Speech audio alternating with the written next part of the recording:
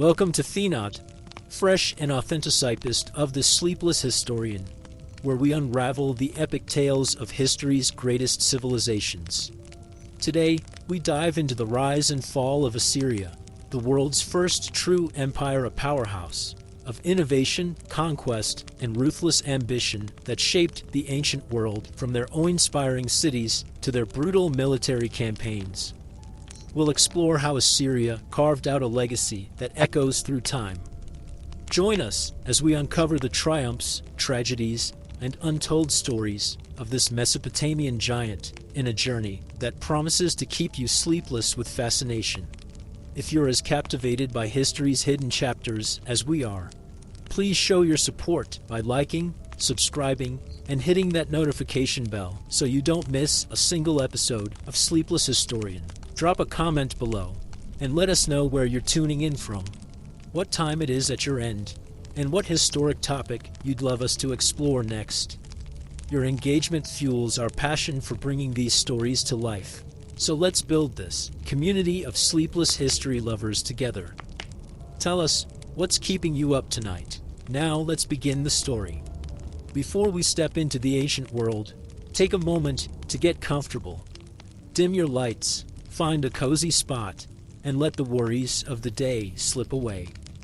Close your eyes, take a deep breath, and imagine yourself standing on the sun-baked plains of Mesopotamia, where the winds carry whispers of long-forgotten empires. Let the rhythm of history pull you in as we journey back in time together to lose yourself in the saga of Assyria. Here we go. The last cuneiform texts in the Assyrian language and script were written around 600 BCE.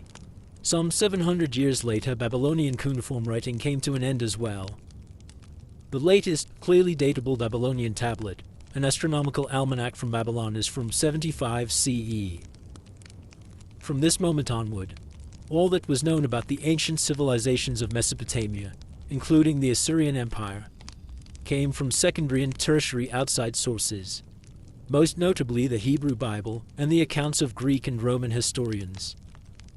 In many of these writings, Assyria and Babylonia appeared as models of alterity. Alternatively presented as oppressive or decadent, the two lands embodied the opposite of the truth, wisdom, and political efficacy associated with the worlds of Jerusalem, Athens, and Rome, a perception that lasted for some 1,800 years. The rediscovery of the cities and original writings of the ancient Near East in the 19th century changed everything. All of a sudden, Babylonia and Assyria spoke again in their own voices, prompting a major reassessment of Mesopotamian history and culture. But as it turned out, the new findings also did something else. Something perhaps even more important. They brought about a re-evaluation of the biblical and classical texts that had until then provided the West with the religious and historical models on which its identity was based. As new evidence accumulated, the Hebrew Bible came to be interrogated more and more as a historical rather than a holy text. Initially, Assyrian and Babylonian records were used to confirm the reliability of the sacred history outlined in the biblical books, as well as to illustrate it. The discovery of the names of biblical kings such as Jehu or Hezekiah in Assyrian royal inscriptions, and of bas-reliefs showing Sennacherib's siege of Lachish, and other scenes in the Levant, appeared to vindicate the Bible's faithful readers in their belief that the biblical writings were true. Soon, however, the texts and images found at Nineveh, Karla, and elsewhere also began to show the opposite. That often enough, the Hebrew Bible had gotten it wrong. In other cases, newly deciphered cuneiform tablets seem to suggest that biblical narratives of central importance, such as the story of the Great Flood, derived from much earlier Mesopotamian texts. All this cast additional doubt on the authority of Scripture, already greatly weakened by the intellectual revolutions ushered in by Copernicus and Darwin in the fields of cosmology and biology, respectively. Unsurprisingly, members of the Christian establishment responded to the proliferation of new archaeological finds with considerable unease. As early as 1847, an Anglican cleric and fellow of Oxford's Exeter College protested most vehemently against the further prosecution of excavations at Assyrian sites, because their results might test the credibility of Scripture. In stark contrast, critics of traditional religious views, some armed with anti-Semitic agendas, seized upon the new discoveries to completely reject the Hebrew Bible. The German Assyriologist Friedrich Delitzsch, son of an eminent Lutheran theologian and Hebraist, claimed in the early 1920s in a book tellingly titled The Great Deception that since the so-called Old Testament had proven derivative and unreliable, it was entirely superfluous for the Christian church and also for the Christian family. Rather than in the Hebrew Bible, Delitzsch argued, truth and moral values were to be found on the one hand in earlier Mesopotamian traditions and on the other in the Greek New Testament. In fact, according to Delitzsch, Jesus had promoted what were essentially Babylonian ideals. Such triumphalist pan-Babylonian and pan-Assyrian revisionism often neglected to take into account the fact that the inscriptions of Mesopotamian kings were not exactly models of objective history writing either, and that the ethical lessons offered by Assyrian and Babylonian texts were often not all that edifying. In more recent decades, the debate about the entanglements between biblical traditions and Mesopotamian law has somewhat receded from the front lines. But studying the Bible in its ancient Near Eastern setting remains instructive. One thing it can help with is to underscore the truly revolutionary character of the Bible. Only by focusing on how biblical narratives and legal texts draw on but then modify their Mesopotamian models is it possible to gain an idea of how radically new many religious and political ideas developed in the Hebrew Bible actually are. At the same time, by virtue of being opposition literature, the Bible provides crucial information on how disenfranchised subjects, especially in the beleaguered or conquered imperial periphery, perceived the Assyrian, Babylonian, and Persian empires. This view from the margins is a perspective rarely encountered in the cuneiform record. The works of classical authors provide similar insights. They, too, facilitate a better understanding of how the Assyrian Empire looked to others, including those who were not immediately affected by its aggressive politics. The images of Assyria found in the Bible and the classical sources are, of course, often heavily distorted. But they allow us to see the empire not as simply the purveyor of order and security it pretended to be, but also as the harbinger of disruption and suppression it was for so many. Located on the land bridge between the great civilizations of Mesopotamia and Egypt, the cities and states of the southern Levant were hardly ever fully independent. Throughout history, their identities were molded by the political and cultural pressures exerted on them by the two power blocks looming on their horizons: the northern kingdom of Israel and the southern kingdom of Judah, both founded in the early 1st millennium BCE, were no exceptions.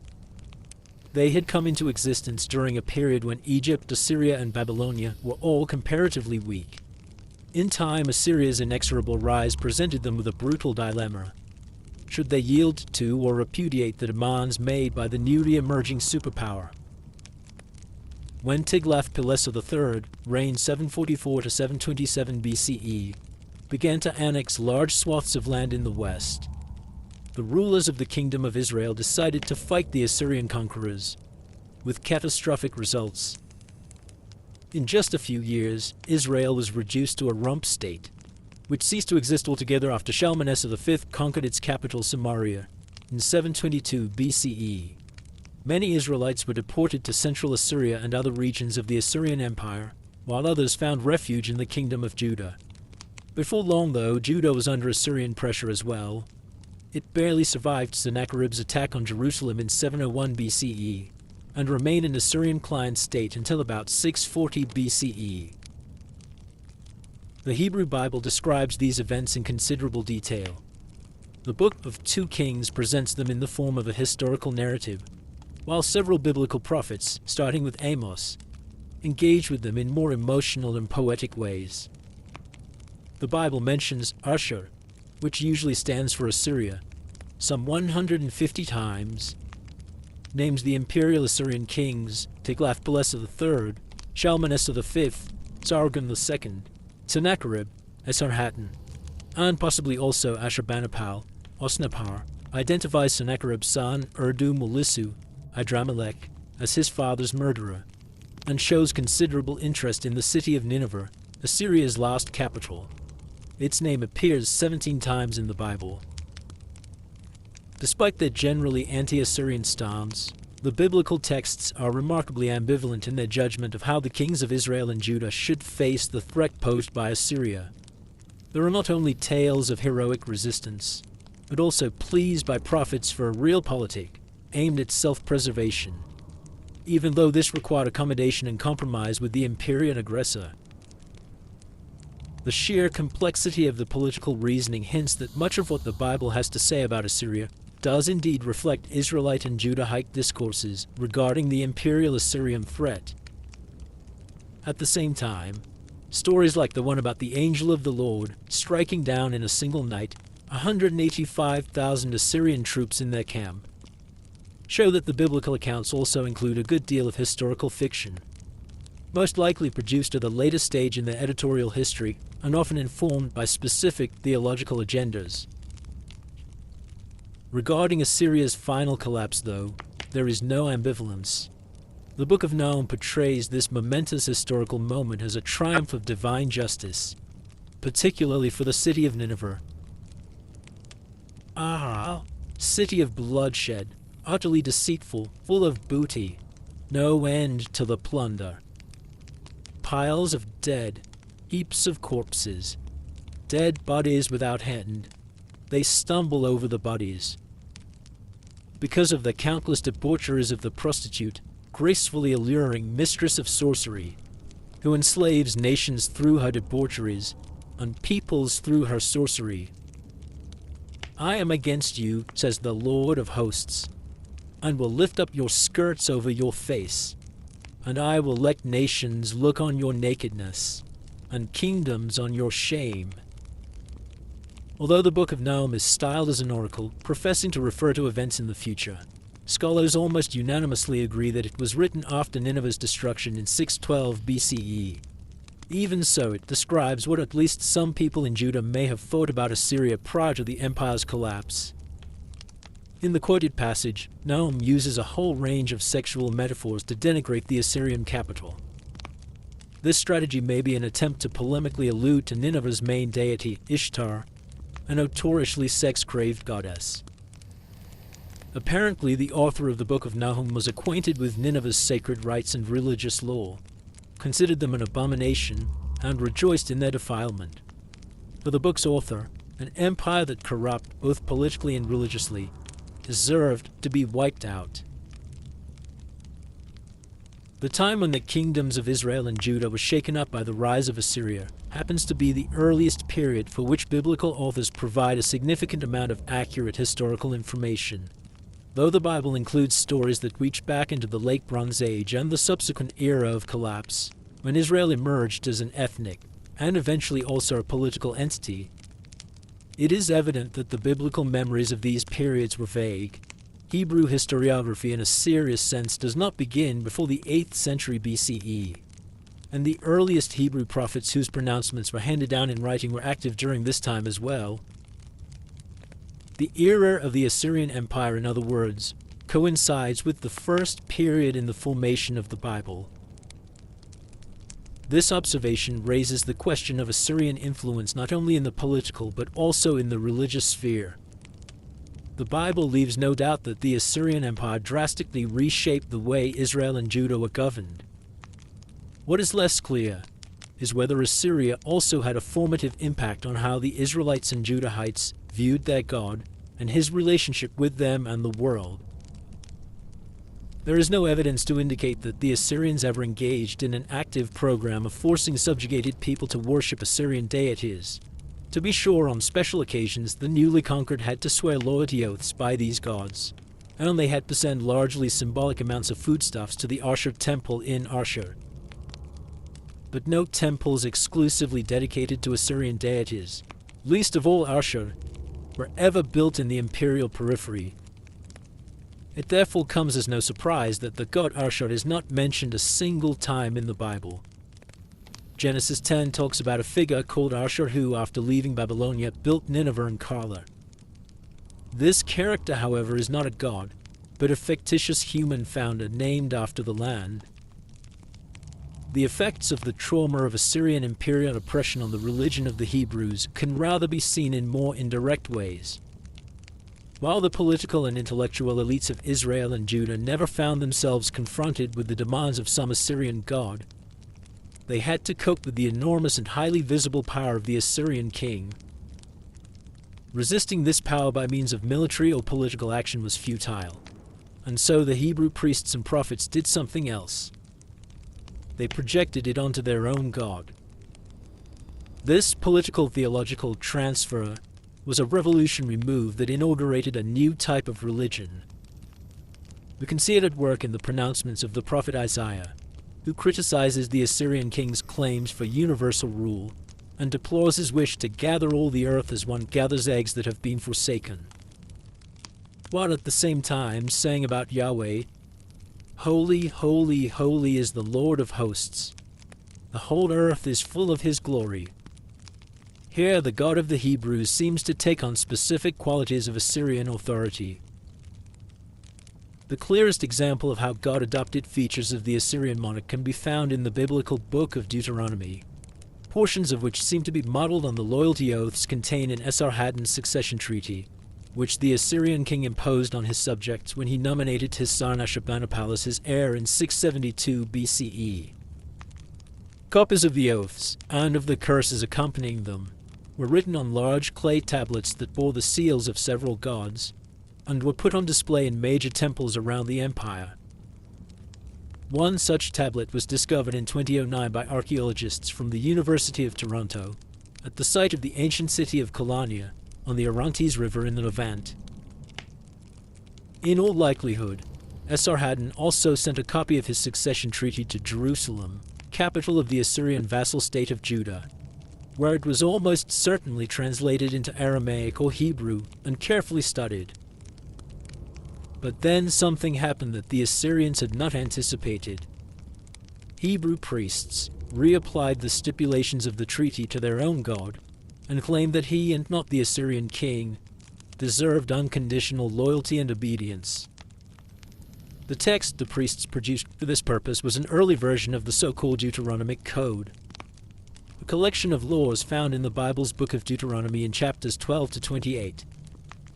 Its dependence on the Assyrian treaty text is suggested, among other things, by a series of curses against lawbreakers. In exchange for disobedience, the biblical text predicts a man would experience first ulcers, then blindness, and finally the ruin of his marriage when an enemy takes possession of his wife. Esarhaddon's succession treaty includes a section with very similar curses, listed in exactly the same sequence, and presented as punishments meted out by the gods Sin, Shamash, and Ishtar. In his succession treaty, Esarhaddon requires his subjects to love Ashurnasirpal, the great crown prince, son of Esarhaddon, king of Assyria, your lord, like yourself. The Deuteronomic Code asks that the people of Israel love the Lord your God with all your heart and with all your soul. Whereas Esarhaddon promotes a vision of the king wielding unlimited power, Deuteronomy claims that such power was only legitimately held by God. No earthly king, it states, must ever acquire many horses, or many wives, or silver and gold. A strong indictment of activities no monarchs pursued with greater zeal than the Assyrian kings. What constitutes treachery, whether on the part of family members or religious specialists, is treated very differently in the two traditions as well, but the language is once again strangely similar. Esarhaddon demands of his subjects that any evil, improper, ugly word against Ashurnasirpal from the mouth of your brothers, your sons or your daughters, or from the mouth of a prophet, an ecstatic or a dream interpreter, must be immediately reported to the crown prince, who will then punish the perpetrator. Deuteronomy, in contrast, states that if prophets or those who divine by dreams, or your brother, your son, your daughter, or your wife, appear and say, "Let us follow other gods, and let us serve them," one must not heed that word, and instead ruthlessly put them to death. Once more, loyalty to the king is replaced in Deuteronomy by loyalty to God. The Bible presents the Deuteronomic Code as a proclamation of divine laws conveyed by Moses to the people of Israel shortly before they entered the Holy Land. But ever since the early 19th century, scholars have questioned this narrative and the notion that the text stretches back to such early times. A historical account in 2 Kings 22-23 provides clues about the actual background of Deuteronomy. It describes how in the 620s, during the reign of the Judean king Josiah, the high priest Hilkiah found in the Temple of Jerusalem a book of law that required everyone to worship Yahweh alone and to abandon all sanctuaries outside Jerusalem. Since the very same demands are made in Deuteronomy, it is likely that the writings reportedly found by Hilkiah were nothing but an early version of Deuteronomy itself, and that this version, rather than being an age-old text, had actually been composed not that long before its alleged discovery. When in the 1950s manuscripts of Esarhaddon's succession treaty were excavated, written only a few decades prior to Josiah's reign, and the parallels of the treaty with Deuteronomy were observed, this theory became even more plausible. The parallels with Esarhaddon's succession treaty not only help us better understand the origins of biblical views of the divine, but make us see Deuteronomy and other central parts of the Bible in a completely new light. Deuteronomic laws, like the one about the need to kill one's own brothers, sisters, and wives if they worshipped other gods, can seem at first glance oppressive and inhumane, and they were in fact eventually put to nefarious uses, especially after Christianity and Islam, with their more universal ambitions, adopted central tenets of ancient Judaism. Once it becomes clear, though, that such stipulations were originally meant to counter the repressive claims of Assyrian kings, they can also be read as the anti-imperial musings of a group of revolutionary thinkers bent on liberating their minds and, in the long term, their homeland from mental and political slavery. The empire strikes, the imperial periphery writes back. Echoes of encounters with Assyria emerge elsewhere in the Bible as well. For instance, in the mocking dirge in Isaiah 14, which was probably originally aimed at the Assyrian king Sargon II, and perhaps even the famous tale of Joseph and his brothers, where one can trace elements of the story of Esarhaddon's rise to power. Biblical narratives like the 2 creation stories, the story of the Great Flood, and the birth story of Moses, seem to have a background in ancient Mesopotamia as well, and the idea that they too go back to Assyrian times cannot be ruled out. As there is no evidence for the presence of cuneiform libraries in the southern Levant during Neo-Assyrian times, it may be more likely, however, that the biblical authors of these stories came across their Mesopotamian models during the Babylonian exile in the 6th century BCE, when members of the Judean elite, including King Jehoiakim, lived in Nebuchadnezzar's palace in Babylon. A special case is the Book of Jonah, whose final chapter is set in Nineveh. But to properly understand how this famous story of a biblical prophet and the large fish that swallowed him might relate to Assyrian history, it will be necessary to take into account a second group of texts covering the Assyrian Empire, the classical tradition. Assyria looms large in the writings of the Greek and Roman historians. 2 moments of Assyrian history were of particular interest to them: the founding of the Assyrian Empire and its eventual fall. The most detailed accounts of these crucial episodes of formation and dissolution are found in the work of the 1st century BCE Greek historian Diodorus Siculus, who drew heavily on an earlier history by Ctesias of Cnidus, the physician of the Persian king Artaxerxes II. According to Ctesias and Diodorus, Assyria's rise, and world history in general, began with a certain Ninus, who was reportedly Assyria's first ruler. Today, Ninus is probably best known from comedic references to his tomb in Shakespeare's Midsummer Night's Dream, where Bottom and his lowly friends misrepresent his name as Nini. Just as in the case of Ashur in Genesis 10, the true origin of Ninus' name was a toponym, the name of the city of Nineveh, Assyrian Ninwar. Reversing cause and effect, the Greek historians present Ninus as the founder of Nineveh, the world's first metropolis, but this is clearly incorrect. Ninus has to be regarded as another largely mythical character, a figure of memory rather than history. Diodorus writes that within 17 years Ninus conquered all the lands between the Nile in Egypt and the Don River in what is now Russia, but initially failed to seize the city of Bactra, the capital of Bactriana in Afghanistan. It was during his siege of Bactra that he met his future wife, Semiramis, and with her entrance into the story things become much more intriguing.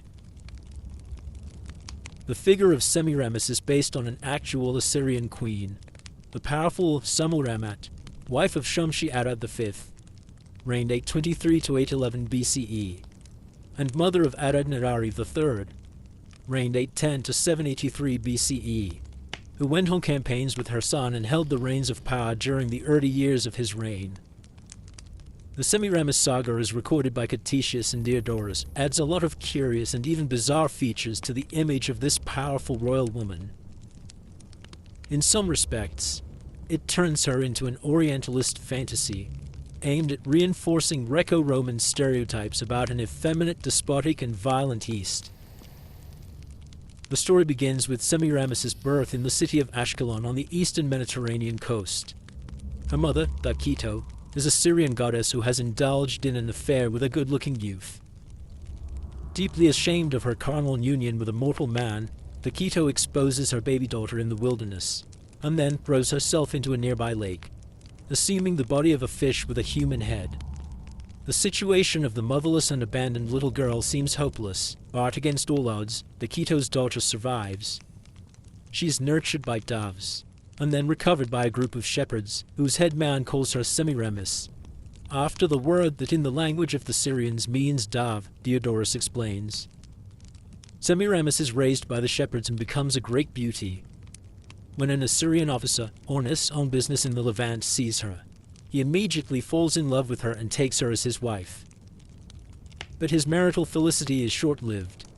Semiramis, brought by her husband to Bactra, proves herself a cunning military strategist when she devises a way to conquer the besieged enemy city, and thus catches the eye of the Assyrian king Ninus, who prompts Ornis to commit suicide so he can marry Semiramis himself.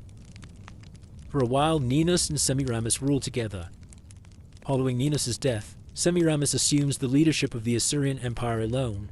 She continues to wage war in faraway regions while at the same time pursuing an intense love life. The thousands of artificial mounds found throughout the Near East are allegedly the tombs of her paramours, all killed after spending a night with the queen, a Scheherazade in reverse motif. When Semiramis finally dies, leaving the empire in the hands of her son Ninus, she rises to heaven in the shape of a dove. The story of Semiramis, the most renowned of all women, was told in the ancient world in many variations. A Greek novel, the earliest extant example of the genre, portrays her relationship with King Ninus in the form of a kitschy romance. In one of his epigrams, the Roman poet Martial turns her into a highly accomplished fashion designer, and the 1st century CE Latin writer Valerius Maximus is particularly intrigued by her hairstyle. In an episode later often depicted in Western art, he reports, Semiramis was busy doing her hair when news came that Babylon had revolted. Leaving one half of it loose, she immediately ran to storm the city and did not restore her coiffure to a seemly order before she brought it back into her power. Semiramis gained some eminence in the East as well. Early evidence for her fame is found in a cuneiform document written between 189 and 187 BCE in Hellenistic Uruk. It records a donation of 3 slaves by a woman of Greek descent, who was called Shameiramata, which most likely stands for Semiramis. A seal shows the head of a female figure with the hair worn in a bun at the back, which is slightly disappointing given Valerius Maximus's obsession with Semiramis's free-flowing tresses. In fact, even though it is better known from classical sources, the Semiramis legend must have originated in Mesopotamia and the Levant. Long before the Uruk reference to Shameiramata, Ctesias after all had heard about Semiramis at the Persian court. The link between Semiramis's name and the Assyro-Babylonian word for dove, sumul, and the close connection of the name of Ornis, Semiramis's first husband, with that of Uana, an antediluvian fishman, primeval sage, and protege of the god Er, clearly demonstrate the legend's Mesopotamian roots as well. The earliest versions of the Semiramis saga probably circulated in Aramaic, but are lost because they were written on perishable materials such as leather and papyrus. The likely existence of an Aramaic Semiramis tradition brings us back to the Book of Jonah, which tells the story of the prophet Jonah, son of Amittai. In very broad strokes, the narrative runs as follows. Deeply distressed by God's command to go to Nineveh and preach to its people, Jonah decides to set out in the opposite direction. He travels to Jaffa on the eastern Mediterranean coast and boards a ship leaving for Tarshish on the Iberian Peninsula in the far west. He never gets there, though. The ship is caught in a violent storm and the sailors throw Jonah into the sea. It is a moment of deadly peril, but Jonah is swallowed by a large fish and thus miraculously saved. After 3 days in the fish's belly, an episode later read as a prefiguration of Jesus' 3 days in the grave, Jonah is spewed out upon the dry land. A changed man, he decides to accept his divine mission and travels to Nineveh, where he starts preaching to the residents of the city. To his surprise and dismay, they repent and are thereupon spared by God. It is a strange story, one that has fascinated but also baffled its readers for more than 2,000 years. This is especially true for the fish episode. The explanations so far offered for it, none really persuasive, have ranged from the assumption made by an 18th century German abbot that Jonah spent some time in an alehouse called the Whale on an island in the middle of the sea, to claims that the motif is rooted in Indian mythology. Comparison with the Semiramis legend may actually help us understand the story of Jonah a little better. The two tales have several points in common. Jonah's name means dove, the bird so closely associated with Semiramis. He departs from Jaffa, a harbor city not far from Ashkelon, Semiramis' birthplace. Jonah's mysterious 3-day-long sojourn in the belly of the fish is reminiscent of what happens to Semiramis' mermaid-like mother, Derketo. The life journeys of both Journey and Semiramis end at Nineveh, and both stories share a global setting and an imperial worldview that is quite different from the more inward-looking perspective of other prophetic books of the Bible. In other words, the Book of Jonah seems like a weirdly distorted version of the story of Semiramis. To be sure, Jonah's name also has another reference point. According to 2 Kings chapter 14 verse 25, a Jonah, son of Amittai, had served as an 8th century war prophet. But the parallels with the Semiramis legend are so close that it is hard not to arrive at the conclusion that the unknown author of the Book of Jonah, which was composed at some point between the 6th and 3rd centuries BCE, drew on it when composing his story. What prompted him to transform a semi-divine queen into a male prophet remains unclear, but the transformation itself is very much in line with the many metamorphoses that are found in the story of the Assyrian empress. Jonah, then, may well be another biblical figure modeled on an Assyrian prototype, albeit one from legend rather than history. A few classical authors, and also the Babylonian priest Berosus in his Greek account of Mesopotamian civilization, briefly mention Assyrian kings such as Tiglath-Pileser III, Sennacherib, and Esarhaddon. Most Greek and Roman historians, however, very much in contrast to the biblical tradition, have nothing to say about the period bracketed by the beginning of the Assyrian Empire, the era of Ninus, Semiramis, and Ninyas, and the time of its final collapse. Between these two poles, they claim some 30 or 40 kings had ruled Assyria for a period of about 1.5 millennium in total, but without ever accomplishing anything worth recording. It is an image of complete stagnation, an Orientalist trope conveniently in line with Greek and Roman ideas about a largely unchanging barbarian East. But at the end of this eternal recurrence of the same, the Assyrian Empire suddenly finds itself in the grip of a major crisis, and history begins again. For the classical historians, the central figure in the unfolding drama was Sardanapalus, Assyria's alleged last king. Herodotus, the first Greek writer to mention this ruler, characterizes him as rich and powerful, but Diodorus and other later historians describe Sardanapalus as an effeminate weakling, confined to his palace in Nineveh and unwilling to deal with the outside world. With skin even whiter than milk and painted eyelids, He is said to have lived the life of a woman, spending his days in the company of his concubines and spinning purple garments. Worse still, he pursued the delights of love with men as well as with women, for he practiced sexual indulgence of all kinds with no restraints. His sluggishness is so pronounced that the Median Arbaces and the Babylonian Belices eventually launch a rebellion against him. Sardanapalus is forced into action, and the two sides become embroiled in a series of deadly battles. In the end, when the Tigris overflows and Nineveh's defensive walls collapse, Sardanapalus has to acknowledge that the game is over. He builds a large funeral pyre with all his treasures piled upon it and his concubines and eunuchs boxed in, and commits suicide with them in a massive conflagration. His death marks the end of the Assyrian Empire. Sardanapalus' pleasure-seeking character also surfaces in an alternative classical tradition, one that deals with the king's tomb. This tomb was allegedly located in Cilicia near the city of Anchiali, and had been seen in 333 BCE by soldiers and officers of the army of Alexander the Great.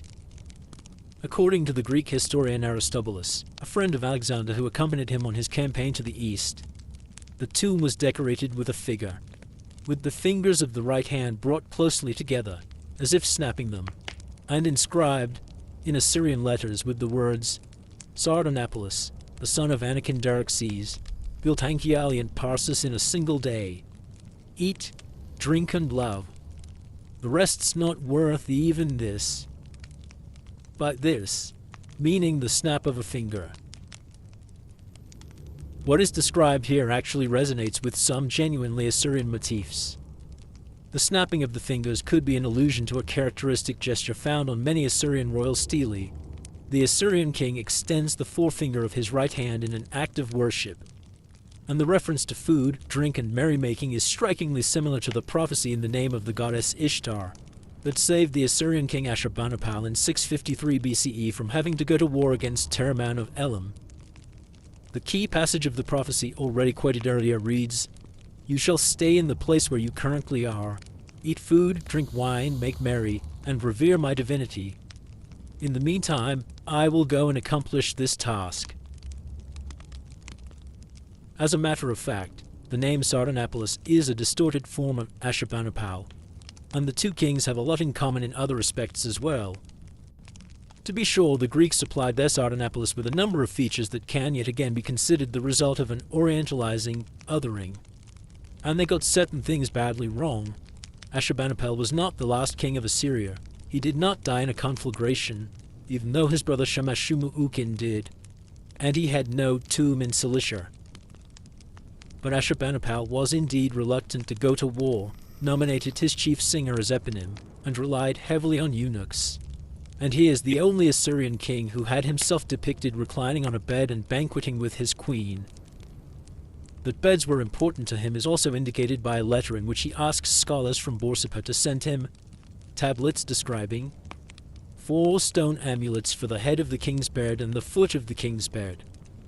Ashurnasirpal, it seems, was an aesthete, bon vivant, rather than a battle-hardened leader. Even though he sought to portray himself in some inscriptions as the latter as well. Ashurnasirpal was no longer in office when the Assyrian Empire collapsed, but his rule, which dragged on for far too long, contributed in decisive ways to Assyria's political decline. Regardless of their sensationalism, then, the accounts of the Greek historians do not completely misrepresent the reign of this remarkable ruler. The masculine queen Semiramis, co-founder of the Assyrian Empire, and the effeminate king Sardanapalus, its gravedigger, became models of exceptionality in the West. The topsy-turvy world they represented served as a warning never to do away with the patriarchal values and binary gender identities that undergirded the Occident's political and social order, but as representatives of something radically different.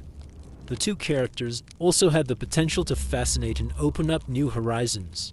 The stories that circulated about Assyria's first queen and last king were reminders that alternative modes of life, sexual relations, and gender identities existed, and that politics did not have to remain forever the domain of men alone. the way later writers, painters, and even composers engaged with Semiramis and Sardanapalus, and to a lesser extent with other figures of Mesopotamian history, illustrates this pronounced ambivalence. Sardanapalus' lifestyle was usually disparaged rather than praised. Among his ancient critics was the Roman poet Juvenal, who was active in the late 1st and early 2nd centuries CE. In one of his satires, Juvenal asks his readers to pray for a bold spirit, free from all dread of death, that deems the gnawing cares of Hercules and all his cruel toils far preferable to the joys of Venus, rich banquets, and the downy couch of Sardanapalus.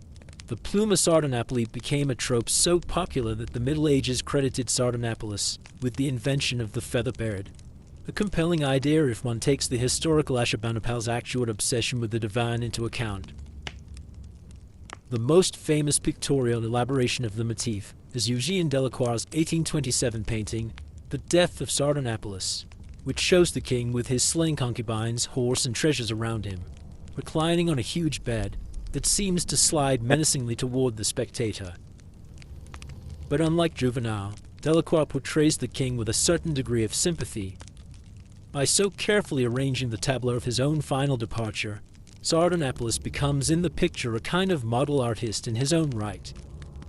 Already in antiquity, Sardanapalus was occasionally presented in a more positive light. A notable example is a Roman statue of the god Dionysus as an older man with an ivy wreath and a long beard. At some point, someone supplied the statue with an inscription that identified it as an image of Sardanapalus, suggesting that at least some Roman citizens considered the Assyrian king a role model for a good life, spent with drink and pleasure, in line with the example set by a prominent deity. Unsurprisingly, the rise of Christianity put an end to such endorsements, and for several centuries both Sardanapalus and Semiramis became unalloyed villains. The late antique Christian writer Orosius describes Sardanapalus as a man more corrupt than a woman, which says it all. A section in Dante's Divine Comedy on 12th century Florence and its not yet corrupted ways obliquely alludes to the king's sexual perversions. And Sardanapalus had not arrived to show what may be done in private rooms. Semiramis fares even worse. Dante places her in the second circle of hell, and presents her as the first of several lustful souls who are punished by an infernal gale. That empress, who ruled over so many lands and languages, he writes, she was so at the mercy of sensuality that she made laws allowing what she liked, so that her own conduct could not be blamed. Dante also talks about Sennacherib, whose fate was known to him from the Bible. Carved into the floor of the first terrace of purgatory, he claims, among many other exemplar of pride and how it was punished, was a scene that showed how the sons of Sennacherib threw themselves on him in the temple, and how, when he was dead, they left him bare. With the Renaissance and the onset of the early modern period, more sympathetic representations of Assyria's most famous characters began to complement the condemnations and indictments. Semiramis in particular received a lot of attention, not only as a femme fatale, but also as a femme forte. Leading painters, from Guido Reni to Edgar Degas, depicted her power and beauty. Even more remarkable is Semiramis's popularity in the Upper Assyria of the Baroque age. A recent study lists no fewer than 19 operas from this period that feature Semiramis as their main protagonist. Some were composed to celebrate powerful women of the time. When, for example, the Habsburg Empress Maria Theresa was crowned Queen of Bohemia on May 12, 1743, in St. Vitus's Cathedral in Prague. The occasion was marked with a performance of a Semiramis opera. Sardanapalus was rediscovered as well. His role as a political and military leader offered few incentives to rehabilitate him. But those who hoped for the dawn of a more libertine age were intrigued by his erotic pursuits. The 17th century English satirist and translator John Oldham dedicated a poem to Sardanapalus that is so obviously pornographic that one could not quote from it were it not for its old-fashioned language. Methinks I see thee now in full seraglio stand, with love's great sceptre in thy hand, and over all its spacious realm thy power extend. 10,000 maids lie prostrate at thy feet, ready thy pintle's high commands to meet. All C.T.S. of honor, some of queenly breed that come to be anointed with thy royal seed. or as wide nature spreads her thighs, like Taras's vast dominion lies. All womankind acknowledge its great sway, and to its large treasury their tribute pay. And through all ages, all posterity, this my sole glory shall recorded be. No monarch ever fucked or died like me. The poem ends in style by portraying the immolation of the king and his women on the funeral pyre as a gigantic orgy. During the first half of the 19th century, Semiramis and Sardanapalus experienced their last great moments in Western high art. Rossini's Semiramide from 1823 marked the climax of the genre of the Semiramis opera. 2 years earlier, Lord Byron had written a tragedy, Sardanapalus, in which the protagonist served as a kind of alter ego of the author. If then they hate me, 'tis because I hate not, Sardanapalus is quoted as saying, a statement highly uncharacteristic of the historical Ashurnasirpal. Byron's drama inspired Delacroix's famous painting as well as an 1830 cantata on Sardanapalus by Hector Berlioz. But it failed to impress the man to whom it was dedicated, Johann Wolfgang von Goethe. In Goethe's Faust II, when the devil Mephistopheles offers to enable Faust to live the luxurious life of a lazy ruler, Faust responds with the words Schlecht und modern Sardanapal, base and modern Sardanapalus. Lord Byron is also associated with one of the last great artistic works based on the portrayal of an Assyrian king in the Bible.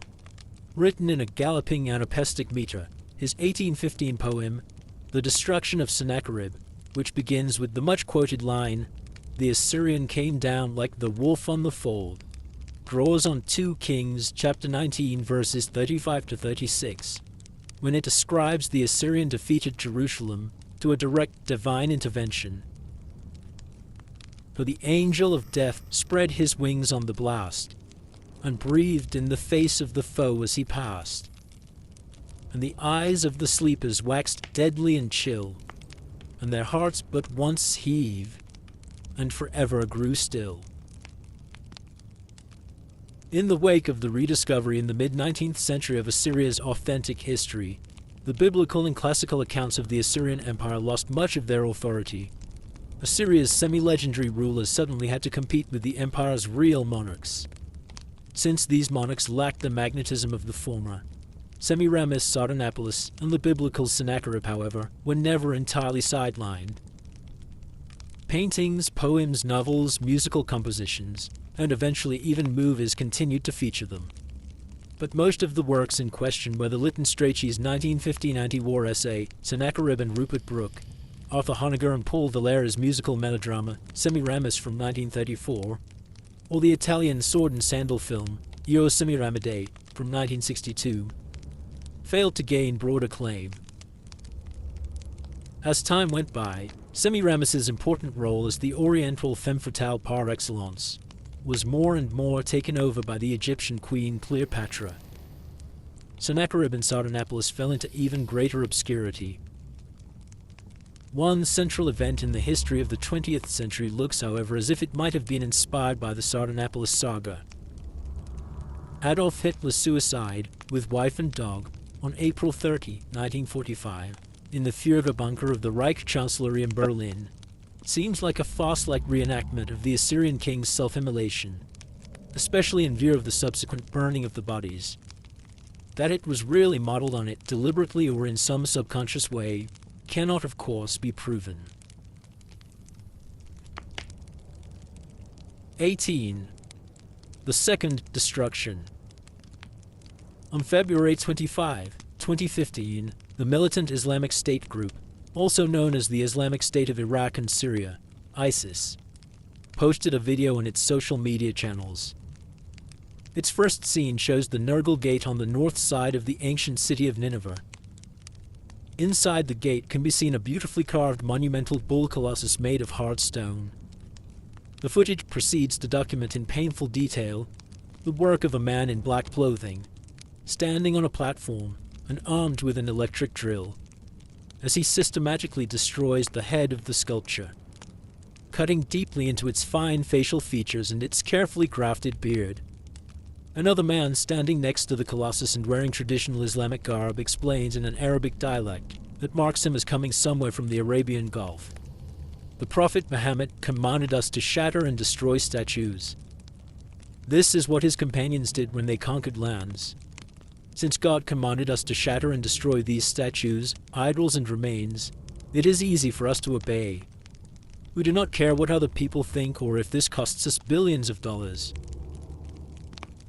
The scene is followed by a second one, filmed inside the Mosul Museum, a few kilometers across the Tigris River.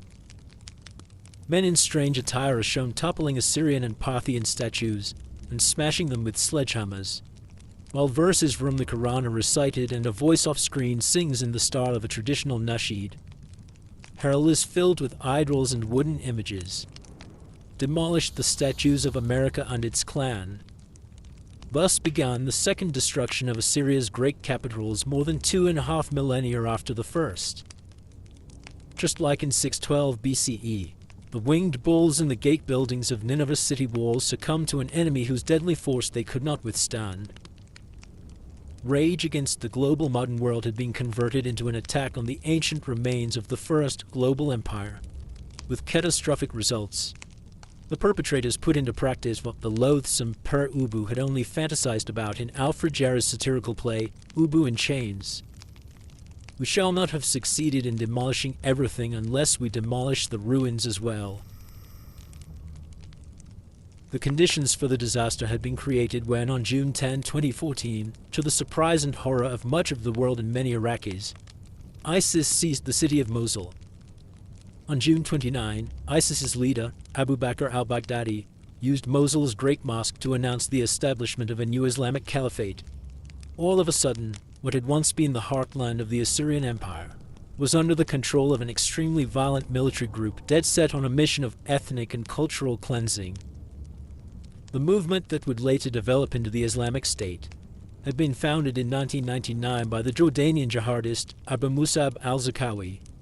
It gained momentum and many new recruits after the US-led invasion of Iraq in 2003, was involved in numerous terrorist attacks inside Iraq, and became even more influential after it expanded its activities into neighboring Syria in the wake of the outbreak of the Syrian civil war in 2011.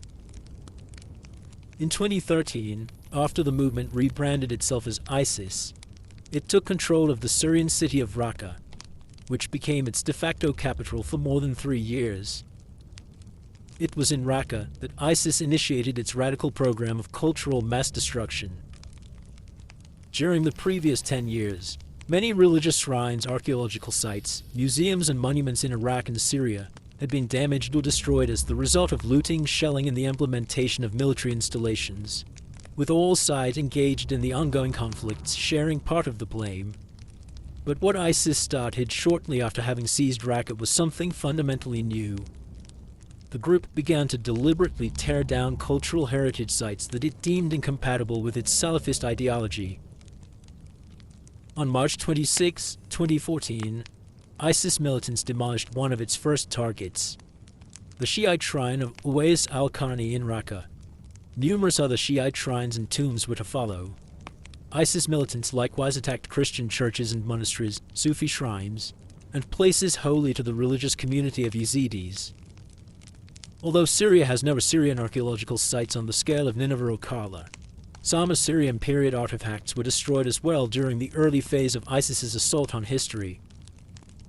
In April 2014, the Syrian Directorate General of Antiquities and Museums posted an online notice about bas-reliefs and statues that local residents had illicitly excavated at Tel Kahar, the ancient city of Shatakarni on the Khabur River. As revealed by a number of photos, they included an Assyrian statue from the 820s BCE with an inscription that threatened anyone who would destroy this image with the extermination of his offspring. Syrian members of ISIS unable to read cuneiform were undeterred. Photos released online on May 5, 2014 show ISIS supporters with sledgehammers in hand, smashing one of the statues from Tel Kahar in front of a building the group had repurposed as an Islamic court. After the conquest of Mosul, ISIS intensified its campaign of cultural vandalism. Many religious buildings in and around the city were razed to the ground. On July 24, 2014, ISIS affiliates armed with explosives blew up the Mosque of Jonas on the eastern side of the Tigris, reducing it to rubble. Considering that the mosque was not a Shiite but a Sunni holy place, this was a stunningly radical action, one that indicated that nothing would henceforth be safe from the group's lust for destruction. Somewhat surprisingly, the Assyrian sites that had come under ISIS's control after its expansion into the Mosul region were initially left untouched. For a few months, nothing happened at Nineveh and Karla Nimrud. But this was only the calm before the storm. Any hopes local residents and international observers might have entertained that the ancient Assyrian capitals would be spared were shattered when ISIS posted its February 2015 video of the devastation at Nineveh's Nergal Gate and in the Mosul Museum. It was a catastrophic turning point for the archaeology of ancient Assyria. Up until then, archaeological sites in northern Iraq had suffered relatively little damage throughout the various political crises that had gripped Iraq since the beginning of the Iran-Iraq War in 1980. The situation in the south of the country was far different, as the economic sanctions imposed by the UN Security Council after the end of the Gulf War in 1991 had led to complete anarchy and to massive looting sprees at many sites. In the wake of the US-led invasion of 2003, the looting in the south had become even worse. The ruins of ancient cities such as Isin or Umar began to resemble lunar landscapes, with hole after hole dotting the mounds. During the same period, Nineveh and some of the other sites in northern Iraq suffered from neglect and minor looting, but they largely remained intact. In the 1990s, the structure meant to protect the remains of Sennacherib's throne room on Nineveh's main mound of Koyunjik had been stripped of its tin roof, exposing the bas-reliefs of the room to the elements, and a few reliefs had been broken into pieces and sold on the antiquities market. But little else happened. In fact, in 2010, archaeologists of the University of Mosul resumed excavations at Nineveh, hoping to inaugurate a new phase in the scientific exploration of the site. Promising developments like this were brutally cut short when the leadership of ISIS decided early in 2015 to launch its concerted attack on the archaeological landscape of the Mosul region. The widely broadcast disfiguration of the bull colossus in Nineveh's Nergal Gate was only the beginning. On April 11, 2015, the terrorist group released a carefully choreographed new video showing how militants had arranged barrel bombs in front of the walls of Ashurnasirpal II's throne room in Karla's northwest palace, and then blew up the whole room and adjoining parts of the palace in a gigantic explosion. It was a major disaster. The only building well enough preserved to provide visitors on the ground with an impression of Assyrian palatial architecture had been reduced to rubble, and dozens of irreplaceable relief slabs were irretrievably lost. Later, the massive ziggurat of the god Ninurta, Karla's patron deity, was bulldozed away, and the temple of Narbu with its remarkable fish gate, thus called because the gate was flanked by sculptures of mermen or mermaids, demolished. The tombs of the Assyrian queens in the southern area of the Northwest Palace were destroyed as well. Other northern Iraqi sites also suffered substantial damage. At Hatra, the Parthian period commercial center located some 50 kilometers, 30 miles, west of Ashur. Militants armed with assault rifles and sledgehammers wrecked statues and wall decorations of temples. Dur-Sharakin, the old Assyrian capital of Ashur, saw some deliberate destruction too, with a focus in the case of Ashur on the elaborately restored Tiberia Gate in the west of the city.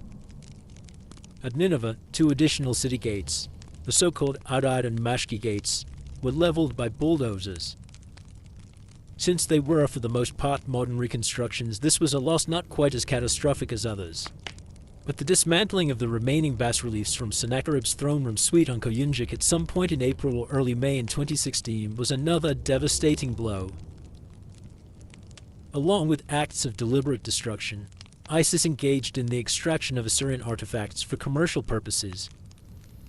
After the mosque of the prophet Jonah on Nebi Yunus in the southwestern part of Nineveh had been blown up, workmen operating on behalf of the group dug tunnels into the mound underneath the rubble, following the walls of an old palace of the Assyrian king Esarhaddon, a method similar to that used at Nineveh by Austin Henry Layard and other mid-19th century British excavators.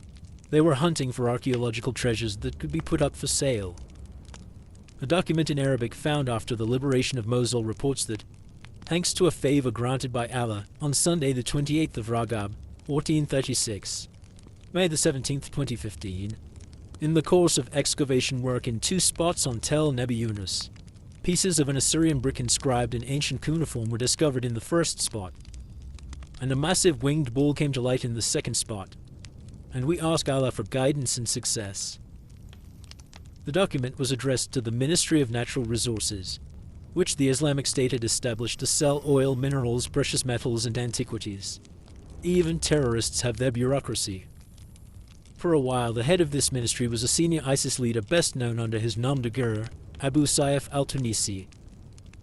In May 2015, while ISIS workmen were excavating at Nebi Yunus, U.S. Special Forces conducted a raid on Abu Sayyaf's headquarters near the town of Deir ez-Zor in eastern Syria. Among the items seized in the operation were multiple antiquities, as well as computer files with photos of additional archaeological artifacts. One of the objects depicted on the photos was an Assyrian stela from Telahaha, Shadikarni, inscribed in cuneiform in the name of a 9th century BCE Assyrian governor, Shamash-Abuya. In a landmark cultural heritage case, the stela and 3 other objects, all probably put up for sale by ISIS, were forfeited in December 2016 under the USA Patriot Act, but they still have not been recovered. The deliberate destruction of Assyrian and other cultural sites in Iraq by the Islamic State has received international condemnation in the strongest terms.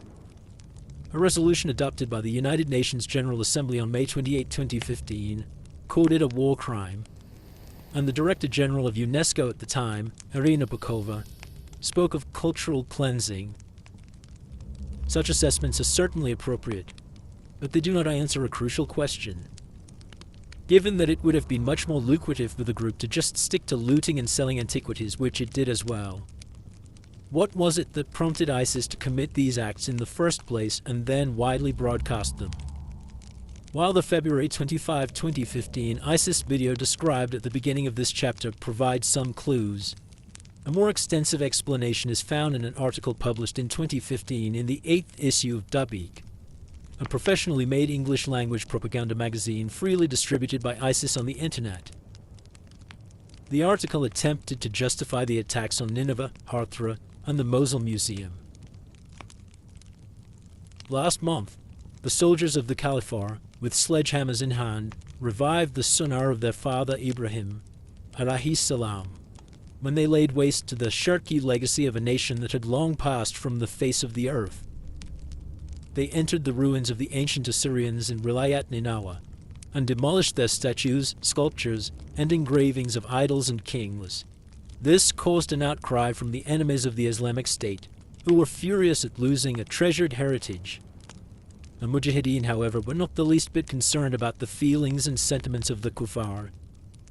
The Kuffar had unearthed these statues and ruins in recent generations and attempted to portray them as part of a cultural heritage and identity that the Muslims of Iraq should embrace and be proud of. Yet this opposes the guidance of Allah and His Messenger and only serves a nationalist agenda. The passage gives a whole range of reasons for the destruction inflicted by ISIS on Assyrian sites and objects. The first is religious. When Islamic State militants assaulted the ancient sculptures with sledgehammers, the article claims, they essentially reenacted what Ibrahim, that is, Abraham, and later also the Prophet Muhammad, supposedly did in their own time, smashing idols and other images set up by infidels misled by their shirki, that is, polytheistic beliefs. The archaic, and for outside view is slightly ridiculous, clothes worn by the perpetrators in the videos and in the photos of the attacks were chosen for a reason. They were meant to convey that the demolition crews were following a precedent from Islam's formative period, or rather ISIS's conception of it, even in small details such as attire. Of course, no one worships Assyrian and Parthian period sculptures anymore, and most of the statues that ISIS destroyed were actually not representations of gods. But it is nonetheless easy to understand why ISIS operatives would consider a monumental sculpture such as the winged bull in Nineveh's Nergal Gate an abomination. The human-headed Assyrian bull and lion colossi were composite creatures. They combine the features of different species, from animals to deities. For Isis and its monochromatic cult of undiluted religious simplicity and purity, this complexity must have been particularly vexing and provocative. When ISIS militants, a few weeks after the events at Nineveh, embarked on the logistically far more challenging project of obliterating the archaeological remains of the ancient Assyrian city of Karla, it may have been the modern name of the site, Nimrud, that caused them to be particularly thorough. In Islamic tradition, which draws on earlier Jewish precedents, Nimrud, the biblical Nimrod, was the villain who built the Tower of Babel, an arch-polytheist proto-imperialist tyrant and the chief opponent of Abraham. In Islamic legend, God was said to have punished him in the most gruesome way possible. A mosquito entered his head through his nostril, pecked at his brain, and eventually killed him. Clearly, a city named after a figure that evil did not deserve to be treated any better. All things considered, then, it would be a mistake to downplay Dabiq's claim that ISIS destroyed ancient sites because the sites embodied the perils of worshipping false gods. The movement's radical religious ideology did matter. But regarding ISIS's cultural politics as nothing but an attempt to reenact life in Muhammad's 7th century world is not enough to explain the group's actions. Too many contradictions remain. ISIS claimed, for example, that images were a religious abomination, but the group constantly produced images of its own, living and still, but were then widely disseminated through social media. Videos and photos of beheadings, of prisoners held in cages, of military attacks, and also of the destruction of ancient sites. In other words, ISIS broadcast its own acts of iconoclasm in an orgy of iconophilia that seems very much at odds with Muslim orthodoxy. And ironically, as many others have observed, the images that ISIS produced were heavily influenced by the aesthetics of Western video games, for example Call of Duty, as well as movies and television series from The Terminator to Game of Thrones. ISIS quite successfully adopted the cultural codes of its greatest enemies. What is more, a few passages in the Quran seem to regard ancient ruins as visible warnings for those who question God's power to interfere in history, implying that they should be preserved rather than destroyed. There were, in fact, important additional reasons for ISIS's deliberate attacks on ancient Assyrian sites. The passage from Dabiq spells them out quite explicitly. The assaults were meant, on one hand, to devastate the unbelieving kuffar from the west, and, on the other, to reshape the cultural identity of the Muslims of Iraq. Regarding the former group, some of ISIS's claims were quite accurate. It was indeed the Western unbelievers who had unearthed these statues and ruins in recent generations. Scholar adventurers from Britain and France had initiated the archaeological exploration of the Middle East, a project inseparable from colonial motivations, even though it was also rooted in genuine intellectual interests. A medal cast in Paris in 1853 says it all. It shows on one side the head of the French Emperor Napoleon III, and on the other, a figure representing France lifting a veil from a sitting female figure flanked by a bull colossus, a personification of the ancient city of Nineveh. The scene is accompanied by Latin inscription, Ninevem latentem Gallier apparuit. France has opened up long-buried Nineveh. Not only were the excavations of the Assyrian sites for a long time a largely Western endeavor, in which local residents would normally participate only as humble workmen, but the history uncovered in the process was considered an essentially Western one as well. To be sure, Assyria's reputation was far from unblemished in the eyes of many. But since the Assyrian Empire had played such an important role in the Bible and in the works of Greek and Roman writers, it was part of the history, sacred and profane, of the Western world, to which it first and foremost belonged. What happened later in the region, especially during the Islamic period, was perceived by many as a decadent and corrupt historical coda, detached from the heroic history of the ancient Near East. It was hence only fair in the eyes of Western audiences that Assyrian and Babylonian art was put on display in Paris and London, rather than in Istanbul and Baghdad, even though these cities would eventually likewise sport museums dedicated to the ancient Near East. The leaders of ISIS were well aware of the West's infatuation with the civilization of ancient Mesopotamia, and since provoking the West and breaking Western taboos wherever possible was one of their key strategies, not least in order to garner as much public attention as possible and gain new recruits, it made a lot of sense for them to order attacks on Iraq's archaeological sites. The twisted plan proved to some extent successful, whereas the humanitarian crimes that ISIS committed, from enslaving Yazidi women to forcing children to shoot political enemies, although not entirely ignored, were often not extensively covered by Western media. The deliberate attacks on Nineveh and Kala led to an enormous public outcry and an endless flow of news reports. Westerners, however, were not the only people whom ISIS sought to reach by vandalizing Assyrian and other ancient sites and then broadcasting these acts.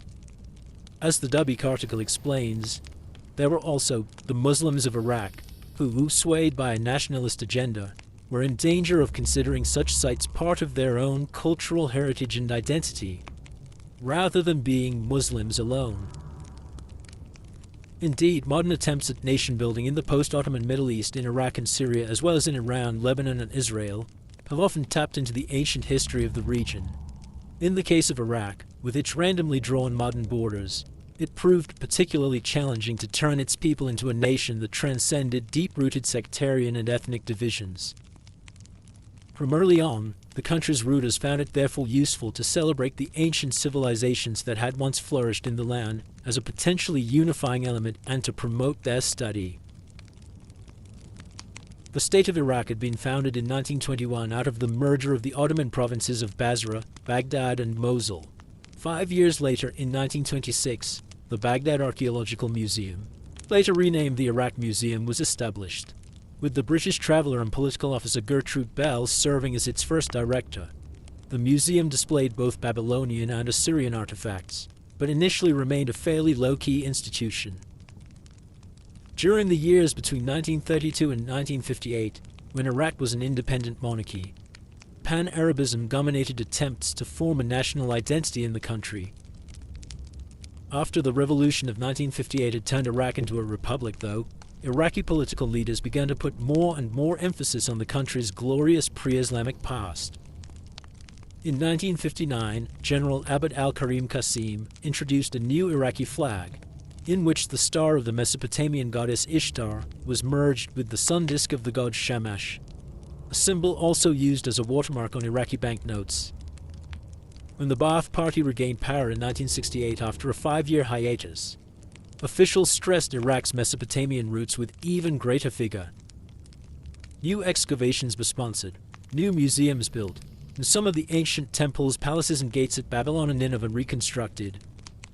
The annual Babylon Festival, held at the ancient site itself, featured musical and theatrical performances celebrating Iraq's ancient past and brought together state and party members, diplomats, scholars, and artists from different countries.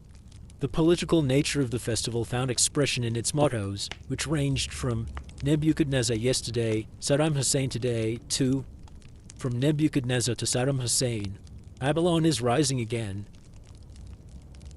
In 2001, an international conference held in Baghdad with great pomp celebrated 5,000 years of writing in Iraq.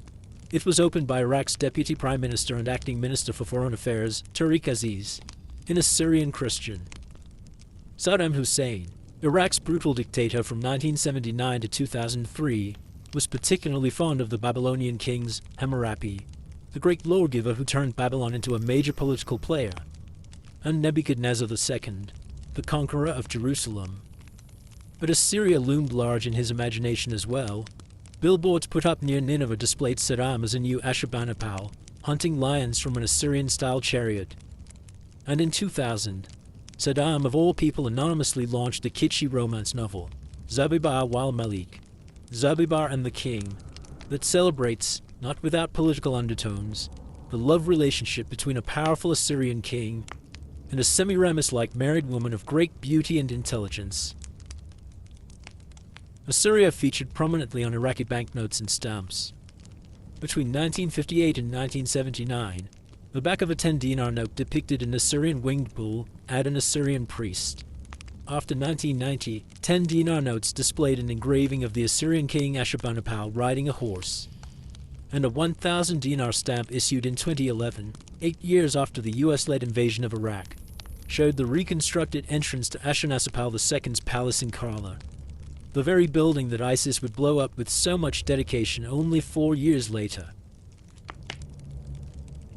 The leaders of ISIS were fully aware of the central role that Mesopotamian civilization played in the nation-building efforts of Iraq's secularist Ba'ath Party, and also, although less passionately, by the governments that ruled the country after 2003, and they resented this emphasis on the remote past.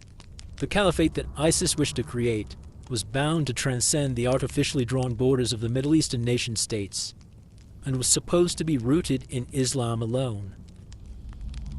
Archaeological sites and museums that summoned up thriving pre-Islamic civilizations, and that served as physical reminders of a history that challenged this narrow-minded ideology, had to be obliterated at all costs. This was what ISIS sought to achieve with its attacks on Assyrian sites in 2015 and 2016.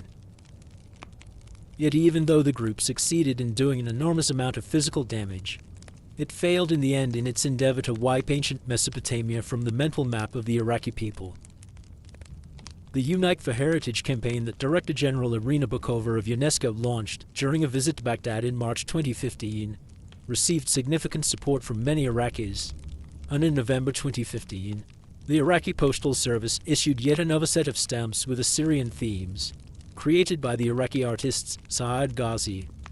This time they showed the severed head of an Assyrian winged bull, plus a depiction of the Assyrian kings Sargon II and Sennacherib, with a hammer in the foreground.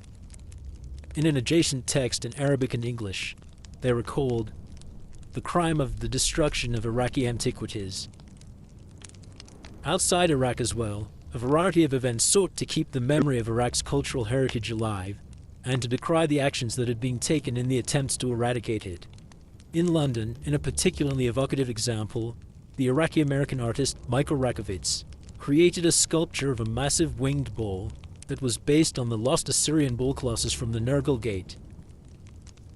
Made of more than 10,000 empty cans of Iraqi date syrup in various colors, it was set on the 4th plinth in Trafalgar Square in March 2018, to great public acclaim.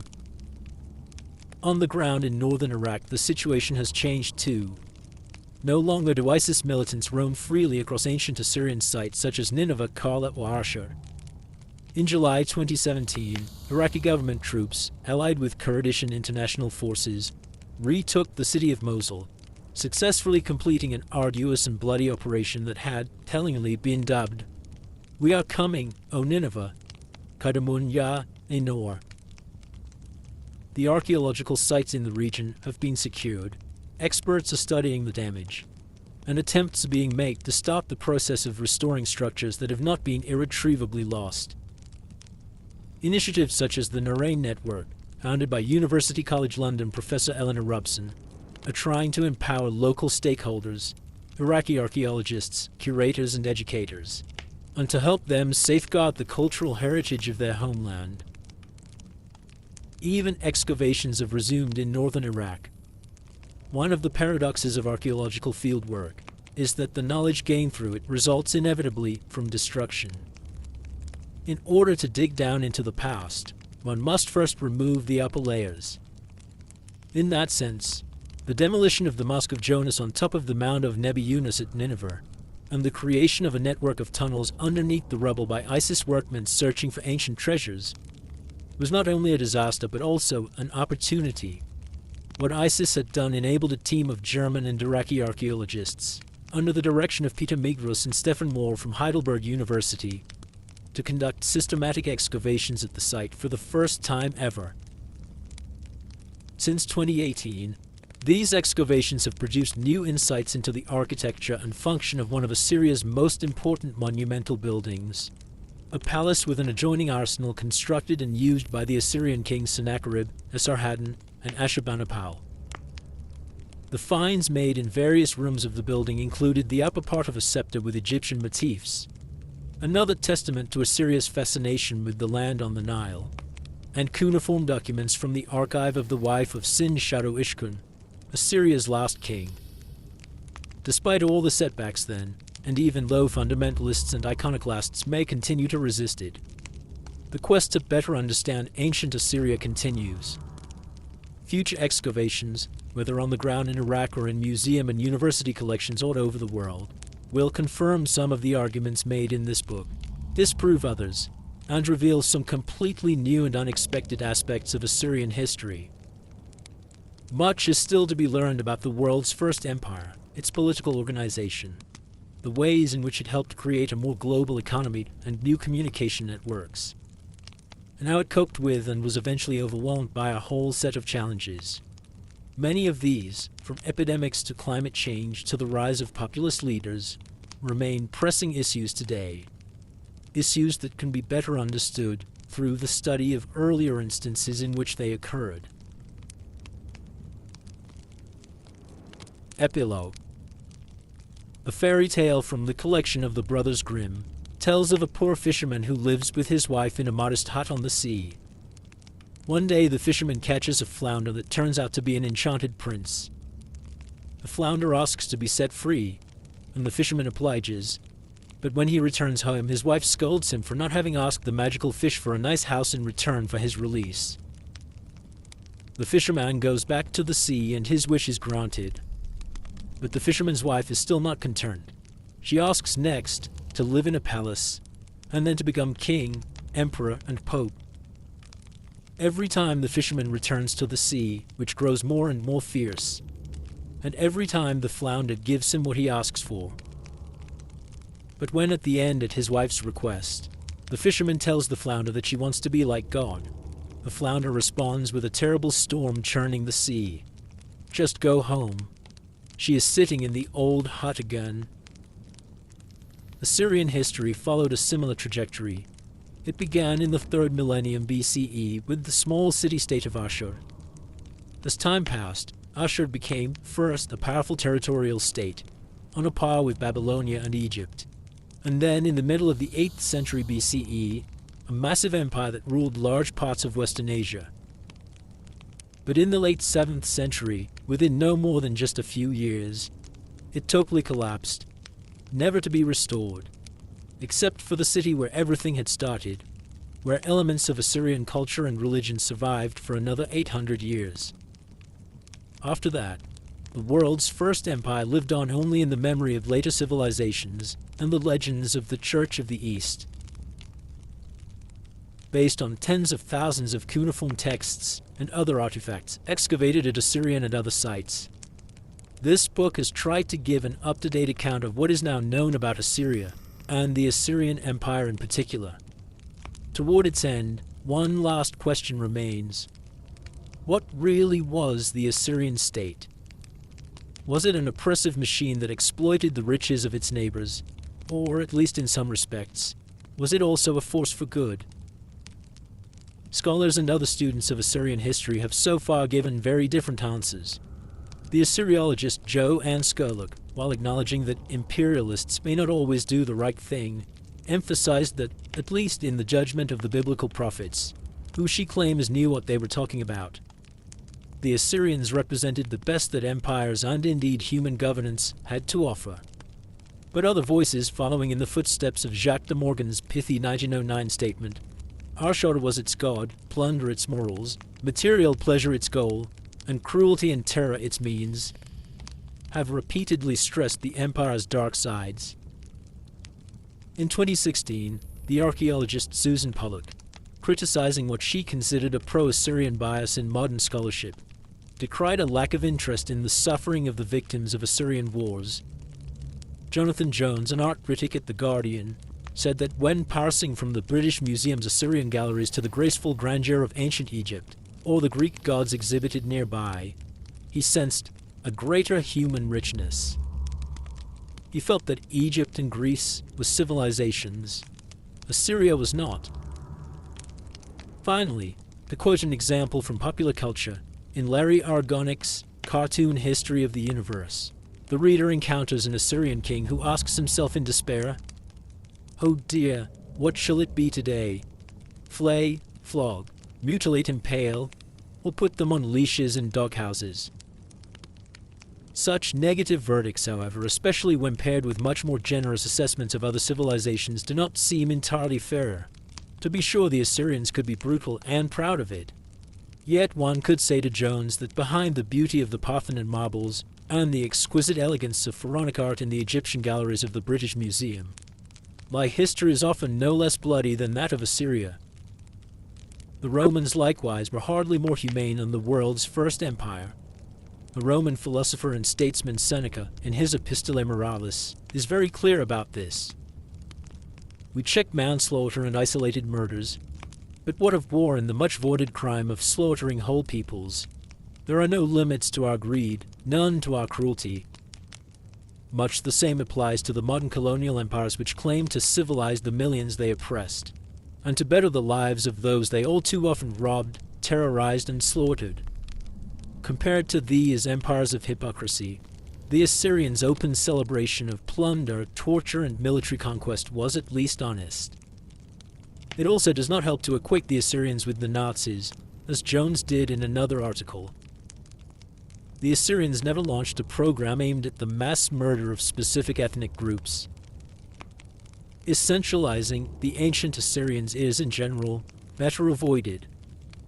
After all, just like the status of the fisherman and his wife in the tale of the Brothers Grimm, Assyria's system of government underwent dramatic changes over time. Initially remarkably democratic, it became progressively more and more focused on an all-powerful single ruler. Many features of Assyrian culture and religion changed as well. There is one thing that can be said with confidence, though, that the Assyrian Empire was, for better or worse, an extremely modern and dynamic state. Whether in terms of the multi-ethnic units of its armies, its highly efficient road system, or the political surveillance on which its rulers relied, Assyria can be described as an engine of history that thoroughly transformed Western Asia, the Eastern Mediterranean, and, mediated through others, to some extent the world. If anything, it is perhaps yet another mini-parable complementing the one of the fisherman and his wife, that can best convey what Assyria truly was. Assyria's core territory was located along the Tigris River, and from there the kingdom expanded its influence into regions farther and farther away. The Tigris is also one of the 4 rivers mentioned in the Bible's description of the location of the Garden of Eden, the terrestrial paradise.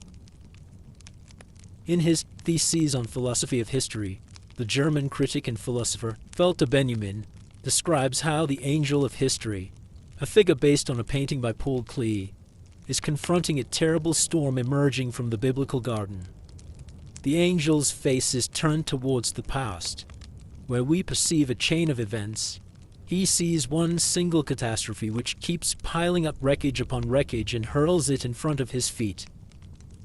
The angel would like to stay, awaken the dead, and make whole what has been smashed.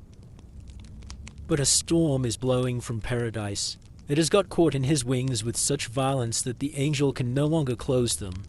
The storm irresistibly propels him into the future to which his back is turned, while the pile of debris before him grows skyward. This storm is what we call progress. Is that storm not also, though, a most fitting metaphor for the ancient Assyrians?